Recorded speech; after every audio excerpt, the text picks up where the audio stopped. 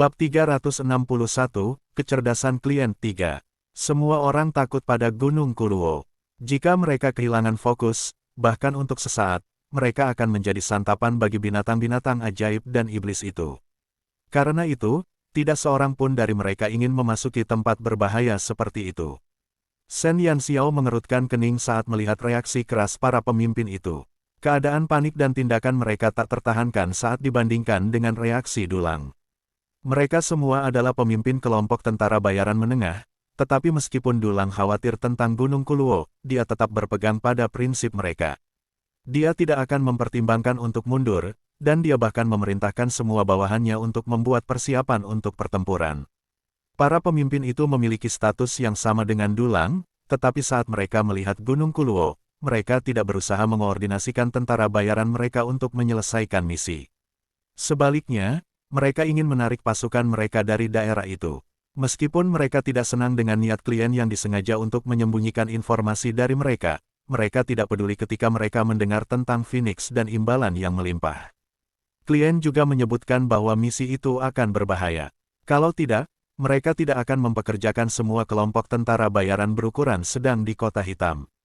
Mereka juga telah menyatakan bahwa lokasinya akan dirahasiakan. Namun, para tentara bayaran itu dibutakan oleh keserakahan, dan mereka hanya melihat keuntungan langsung.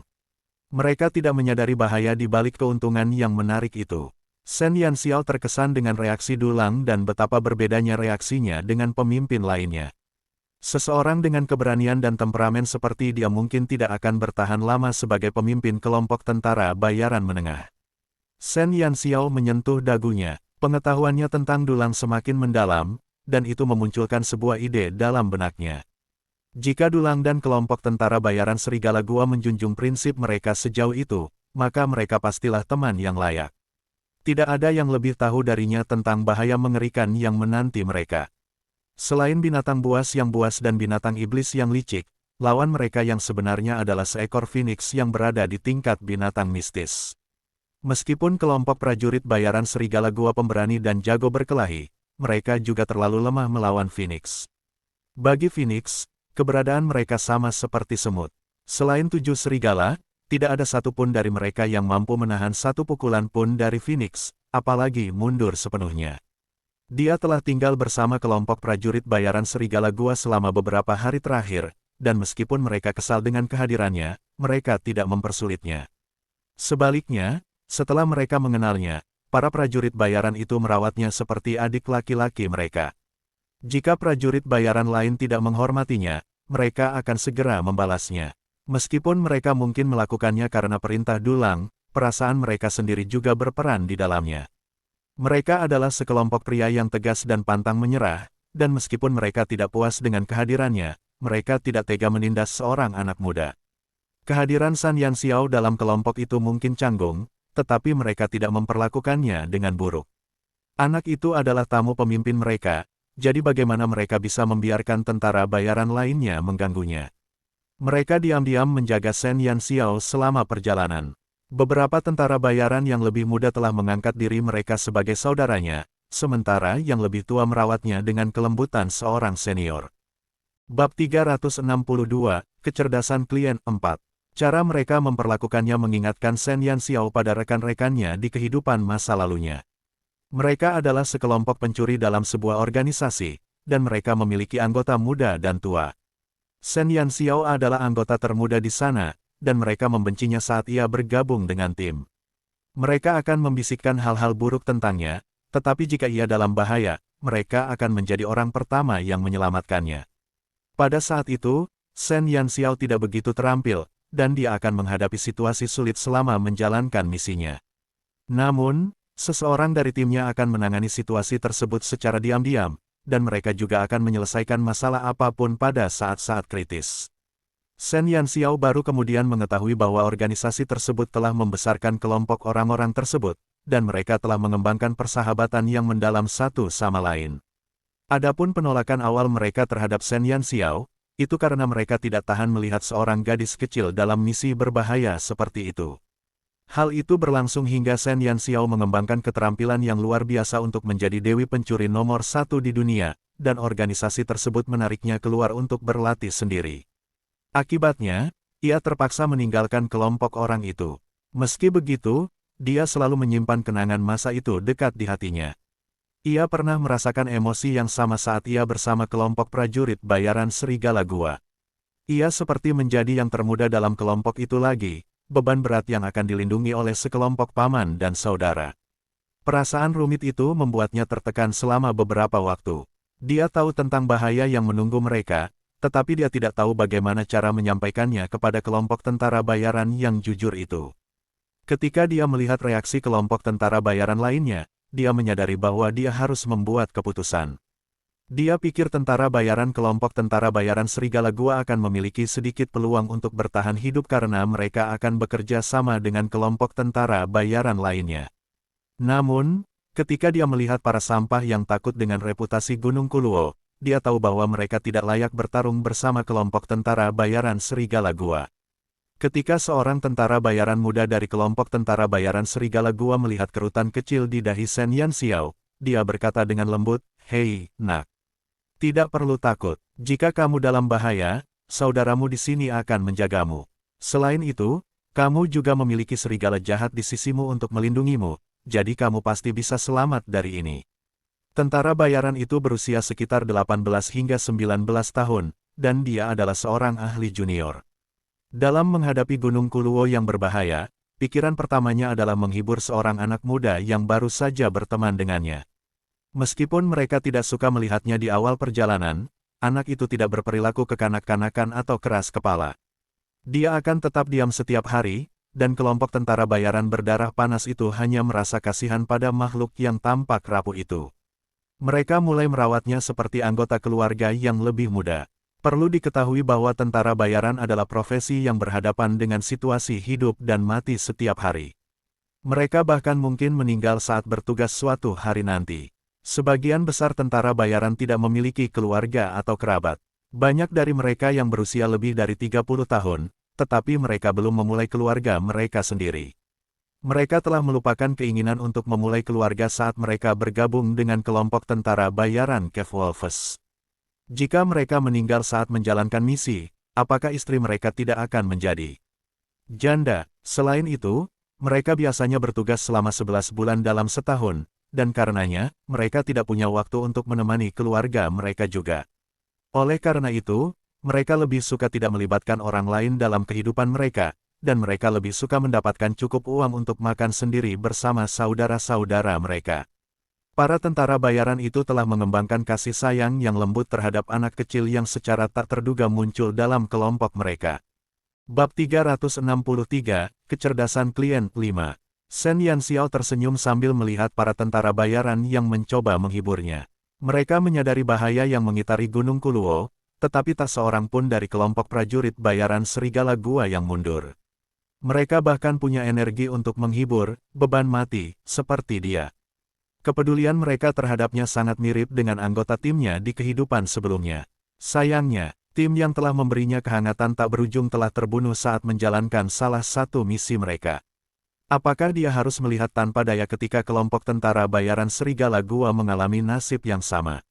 Shen Yanxiao mengepalkan tinjunya. Meskipun dia bukan orang yang baik hati, dia tetap menghargai setiap orang yang telah bersikap baik padanya. Dulang telah mengundangnya ke misi dengan motif tersembunyi, tetapi perhatian dan kepedulian kelompok itu berasal dari hati mereka. Mereka semua menganggapnya sebagai anak kecil biasa. Dalam kehidupan masa lalunya, dia tidak dapat melawan takdir karena dia berada di bawah kendali organisasi. Namun, dia tidak akan membiarkan hal yang sama terjadi lagi. Dari sudut pandang tertentu, gadis yang tidak bermoral itu lebih menghargai persahabatan daripada apapun. Kehilangan yang dialaminya di kehidupan sebelumnya membuatnya semakin menghargai kata itu. Meskipun mereka baru menghabiskan 10 hari bersama, para tentara bayaran itu telah menunjukkan hati mereka padanya. Dia bertekad untuk memastikan mereka bertahan hidup dalam misi itu. Shen Yanxiao diam-diam bersumpah. Dia tidak peduli dengan hidup dan mati tentara bayaran lainnya, tetapi dia akan melindungi kelompok tentara bayaran Serigala Gua selama perjalanan mereka ke Gunung Kuluo. Banyak tentara bayaran yang kebingungan. Semua pemimpin mereka juga bergegas menuju klien dengan pertanyaan tentang tujuan mereka. Namun, Klien itu memandang pemimpin yang gelisah itu dengan ekspresi dingin dan acuh tak acuh. Saya sudah jelas menyebutkan bahaya misi ini, dan kalian semua telah menyetujuinya. Namun kalian ingin mundur sekarang. Mengapa? Jangan bilang kalau tentara bayaran Kota Hitam berani menerima misi tetapi tidak punya keberanian untuk menyelesaikannya. Hanya dengan menyebutkan sedikit saja bahaya, kalian sudah menolak untuk maju lebih jauh. Jika kalian pengecut, jangan mencoreng nama tentara bayaran dan pulanglah untuk bercocok tanam. Klien itu mencibir dan berbicara setelah semua orang selesai berbicara. Setiap kata-katanya merupakan tamparan keras di wajah para pemimpin. Shen Yanxiao menyipitkan matanya. Klien itu benar. Dia telah menyebutkan semuanya sebelumnya, dan menurut aturan tentara bayaran, mereka harus mengukur apakah mereka dapat melaksanakan misi tersebut sebelum mereka menerimanya. Jika mereka menerimanya, maka mereka harus bertahan sampai mereka dapat menyelesaikan tugas tersebut, bahkan jika mereka telah melebih-lebihkan kemampuan mereka. Itulah prinsip tentara bayaran. Adapun orang-orang yang mencoba mundur, mereka telah mempermalukan nama tentara bayaran. Namun, Shen Yanxiao mencibir diam-diam. Kliennya tidak lebih baik. Meskipun dia telah menyatakan semua pro dan kontra dari misi tersebut, dia dengan sengaja menurunkan binatang ajaib peringkat 12 menjadi peringkat 8. Perbedaan 4 peringkat akan menyebabkan pemusnahan seluruh tim yang terdiri dari 1000 orang. Pria itu memang kejam. Pidato klien yang lugas itu berhasil menamparkan wajah para pemimpin kelompok itu. Mereka bahkan tidak punya kata-kata untuk membantahnya. Tindakan mereka telah mencoreng reputasi tentara bayaran, tetapi itu bukan sepenuhnya kesalahan mereka. Siapa yang mengira bahwa tujuan mereka adalah Gunung Kuluo, tempat yang dihindari semua orang seperti wabah. Tempat itu adalah mimpi buruk bagi semua tentara bayaran, kecuali mereka gila, kalau tidak akan ada yang menerima misi itu. Klien telah menggali lubang untuk para tentara bayaran karena mereka berasumsi bahwa mereka hanya harus berhadapan dengan satu Phoenix peringkat 8. Tak seorang pun dari mereka menduga bahwa sarang Phoenix akan berada di tempat yang berbahaya. Bab 364, Kecerdasan Klien 6. Semua yang hadir adalah tentara bayaran papan atas di Kota Hitam. Jika berita itu tersebar, maka klien masa depan mungkin menganggapnya sebagai noda dalam profil mereka. Reputasi sangat penting bagi seorang tentara bayaran. Namun, haruskah mereka benar-benar pergi ke Gunung Kuluo? Ketika klien melihat bahwa ucapannya yang sarkastis adalah alasan di balik ekspresi muram para pemimpin, dia tahu bahwa mereka ragu-ragu dengan keputusan mereka. Meskipun Gunung Kuluo memiliki reputasi yang buruk, kelompok sebelumnya yang tewas di sana hanya berkekuatan 100 orang. Lebih jauh lagi, mereka tidak mengetahui situasi sebenarnya di Gunung Kuluo, dan dengan demikian mereka telah meremehkan bahaya di sana. Namun, siapa di antara kalian yang tidak menyadari kondisi yang tidak aman di gunung itu, dan apakah kalian akan meremehkan musuh-musuh kalian? Selain itu, kita sekarang berkekuatan 1000 orang. Bahkan jika ada binatang buas yang ingin menyerang kita, mereka harus mempertimbangkan apakah mereka dapat melawan kita semua. Langkah pertamanya adalah mengejek para pemimpin untuk membangkitkan kemarahan mereka. Kemudian dia menganalisis situasi untuk memberi isyarat bahwa jumlah mereka jauh melebihi kelompok yang dikabarkan tewas di gunung. Pendekatan bercabang dua itu memengaruhi banyak pemimpin. Shen Yanxiao tertawa dalam hatinya. Klien itu memang bukan orang yang sederhana. Hanya dengan beberapa kalimat, dia berhasil mengendalikan emosi para pemimpin itu. Sepertinya dia sangat menguasai pikiran manusia. Pertama, ia memaksakan kehormatan dan reputasi para tentara bayaran pada sekelompok orang. Kemudian, ia menganalisis keuntungan situasi tersebut bagi mereka. Ia yakin bahwa sebagian besar pemimpin telah tergerak oleh apa yang telah dikatakannya. Klien tersebut memiliki pemikiran yang sama dengan Dulang, dan keduanya merasa bahwa itu adalah misi yang mustahil. Perbedaannya terletak pada peringkat Phoenix yang sebenarnya. Dulang mengira hal itu mungkin karena ia yakin target mereka adalah Phoenix peringkat 8. Ia bersikap menunggu dan melihat karena ia merasa jumlah mereka yang banyak mungkin dapat membantu kemenangan mereka. Namun, Shen Yanxiao dan kliennya tahu bahwa Phoenix di Gunung Kuluo adalah binatang ajaib peringkat 12. Bahkan sebanding dengan binatang mistis. Jika mereka mengandalkan tim yang mereka miliki, maka mereka akan menderita lebih dari sekadar kerusakan ringan. Dulang benar, jelas bahwa klien tersebut telah berusaha membujuk orang lain untuk melakukan pekerjaan itu untuknya. Para pemimpin itu menjadi bimbang ketika mendengar beberapa kalimat itu. Para pemimpin itu bukan orang bodoh, dan mereka mengakui bahwa mereka akan berhasil dengan jumlah mereka yang banyak. Namun, itu tetap saja merupakan misi yang berbahaya, dan mereka masih khawatir tentang hal itu. Pada saat yang genting, klien itu seolah telah meramalkan situasi tersebut. Tiba-tiba dia berkata, jika kita berhasil menyelesaikan misi ini, saya berjanji akan melipat gandakan gaji awal. 3 kali lipat gaji semula. Semua orang terkesiap. Hadiah awal untuk misi itu sudah lebih tinggi dari misi rata-rata. Klien telah melipat gandakan jumlahnya, dan itu berarti kompensasinya sebanding dengan pembayaran untuk 10 misi. Para pemimpin itu tergoda. Jika menyangkut uang, sulit bagi mereka untuk mempertimbangkan hal lain. Tak lama kemudian, salah satu pemimpin menyerah dan setuju untuk melanjutkan misi. Meskipun mereka masih memiliki beberapa kekhawatiran itu tidak berarti apa-apa jika dibandingkan dengan imbalan yang besar. Gunung Kuluo mungkin berbahaya, tetapi mereka memiliki keuntungan dalam jumlah tentara bayaran. Itu seharusnya tidak terlalu berisiko. Mereka tidak tahu bahwa keserakahan mereka sesaat akan menyebabkan hampir 1.000 tentara bayaran mengorbankan nyawa mereka di Gunung Kuluo selamanya. Bab 365, Janji Siu, 1. Para tentara bayaran itu memutuskan untuk tetap menjalankan misi karena dorongan klien, dan para pemimpin mulai memberikan perintah kepada anak buah mereka untuk melakukan persiapan yang diperlukan. Bagaimanapun, mereka akan memasuki Gunung Kuluo, tempat para iblis dan binatang ajaib merajalela. Setelah semuanya beres, hampir semua pemimpin pergi mencari dulang. Meskipun mereka mungkin merasa iri pada pria itu, mereka memutuskan untuk membangun hubungan baik dengan pemimpin kelompok prajurit bayaran Kefwolfes. Dia adalah yang terkuat di antara mereka, dan mereka mungkin membutuhkan bantuannya saat memasuki zona berbahaya. Sen Yanxiao mencibir ketika dia melihat bagaimana pemimpin lain memuja dulang. Sebagai pemimpin, mereka seharusnya memiliki status yang sama, tetapi mereka semua ingin mendapatkan simpatinya. Setelah beristirahat sejenak, seluruh tim kemudian menuju Gunung Kuluo. Daerah sekitarnya sangat panas karena unsur api yang menyembur dari bumi.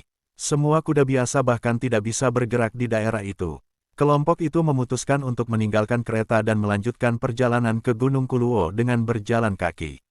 Semua kelompok harus meninggalkan 1 atau 2 orang anggota untuk mengurus kuda dan kereta mereka masing-masing. Kita akan memasuki Gunung Kuluo. Serigala jahat menatap ke arah gunung yang menjulang tinggi tidak jauh dari sana, dan jantungnya berdebar kencang. Sen Yanxiao melirik gunung itu dengan tatapan acuh tak acuh. Dia bisa merasakan elemen api yang menyebar dari puncak gunung meskipun dia berdiri sangat jauh. Elemen api di sana jauh lebih kuat daripada lembah lava, tempat tinggal burung vermilion. Mungkinkah Phoenix di Gunung Kuluo lebih kuat daripada burung vermilion? Dia memutuskan untuk memasuki kesadarannya guna membangunkan burung vermilion yang sedang tidur untuk mengobrol sebentar. Tubuh mungil burung vermilion meringkuk seperti bola saat ia melayang di udara. Ia tampak sangat menggemaskan saat tidur. Sen Yanxiao berjalan ke arah binatang mitologi itu dan menusuknya dengan jarinya. Burung vermilion merasakan tusukan itu dan mengerutkan kening karena ketidaknyamanan itu. Tubuhnya yang bulat menggeliat saat ia terus berputar hingga ia membalikkan tubuhnya dan menghadapi Sen Yanxiao dengan pantatnya saat ia terus tertidur. Sen Yanxiao tidak tahu apakah dia harus tertawa atau menangis ketika melihat si tukang tidur itu. Jika dia tidak tahu identitas aslinya, dia tidak akan menghubungkan kelucuannya dengan burung vermilion yang terkenal itu. Namun, di samping kelucuannya, dia punya pertanyaan untuknya. Sen Yanxiao tertawa pelan sebelum dia mencengkeram bahu burung vermilion untuk menyadarkannya. Burung vermilion yang sedang tertidur tiba-tiba terbangun, dan ia duduk dalam keadaan linglung. Jari-jarinya yang gemuk mencoba mengusap rasa lelah di matanya sambil menguap. Jantung seseorang akan berdebar kencang jika melihat penampilannya yang imut. "Hei, kenapa kau di sini?" Burung vermilion bingung dengan kehadiran Sen Yanxiao. Namun, ketika ia melihat tuannya yang tidak berperasaan, ia langsung cemberut. Mengapa orang menyebutnya binatang mistis? Jelas dia binatang yang imut. Sen Yanxiao tersenyum dan berkata, "Ada yang ingin kutanyakan padamu." "Ada apa?" Meskipun dia terlihat seperti orang sombong seperti biasanya, burung vermilion ternyata mudah diajak bicara jika dia masih mengantuk. "Apakah kamu merasakan unsur api yang kuat dari gunung? Bagaimana perbandingannya dengan lembah lava?" Shen Yanxiao langsung ke intinya. Gunung apa? Burung vermilion mengedipkan matanya dengan bingung.